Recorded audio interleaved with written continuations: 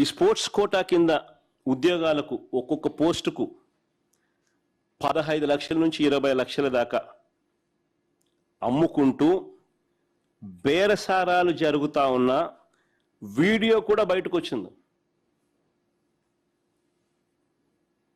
ఒకసారి ఆ video play చేయండి మా ఒకసారి.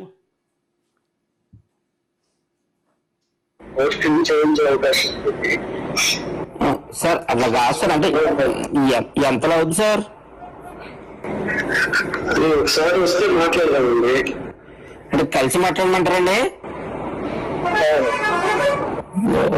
రేపు బయలుదేరామండి. ఎన్నింటికి రమ్మంటారు సార్?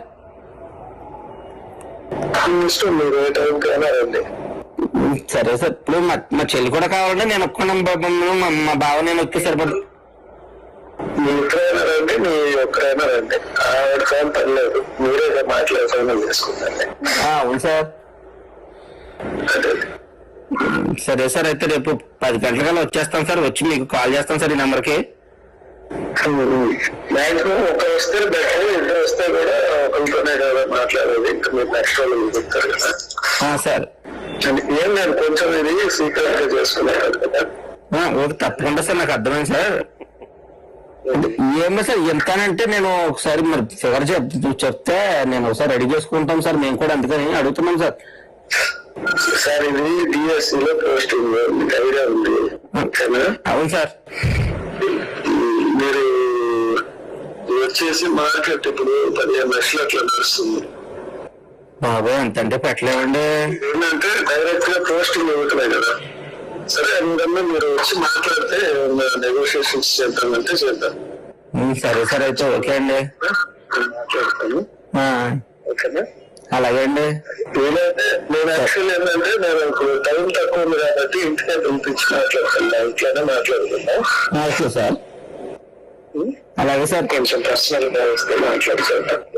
తప్పకుండా సార్. ఓకే అండి, థ్యాంక్ యూ సార్.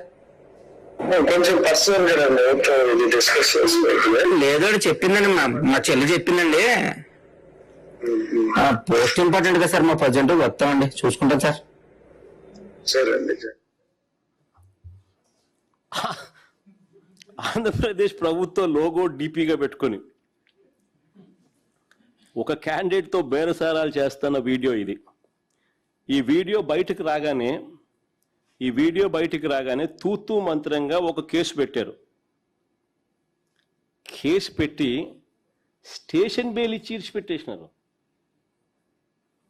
ఈ వీడియో బయటికి రాగానే తూతూ మంత్రంగా కేసు పెట్టి స్టేషన్ బెయిల్ ఇచ్చి వదిలేసినారు. చేసిన విచారణ శూన్యం. ఈ విషయాలు ఏవి కూడా బయటికి రాకుండా దాచిపెట్టారు. ఈ ఎఫ్ఐఆర్ కాపీని ఒకసారి చూడండి. ఒకసారి దీనికి సంబంధించి ఇది ఎఫ్ఐఆర్ కాపీ.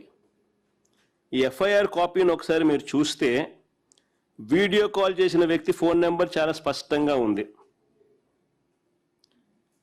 పోలీసులు తలుచుకుంటే ఈ నెంబర్ ఎవరిదో కేవలం కొన్ని నిమిషాల్లోనే కనిపెట్టేస్తారు. కానీ ఎఫ్ఐఆర్ కాపీలో ఆ నెంబర్ ఎవరిదో ఆ పేరు తెలుపుకోకుండా అనుమానిత వ్యక్తి సస్పెక్ట్ అని మాత్రమే రాస్తారు. చూడండి, అక్కడ సస్పెక్ట్ అని మాత్రమే రాసినారు పైన. ఆ నెంబర్ ఎవరిదో కనుక్కోవడం పెద్ద పని పోలీసు వాళ్ళకు.